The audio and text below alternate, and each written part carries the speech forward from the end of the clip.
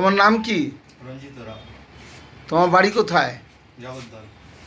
তুমি বিটিটিআই কলেজে কি শিখতে এসেছিলে? AC, fridge, washing machine.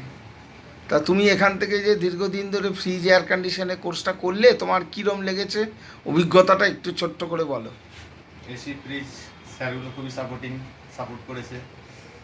AC, fridge থেকে আমি খুবই আনন্দিত। প্র্যাকটিক্যাল থিওরিটিক্যাল ক্লাসে কোনো প্রবলেম হয়েছিল? এখনো পর্যন্ত তো হয়নি।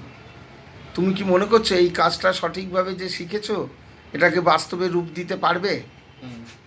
Very good.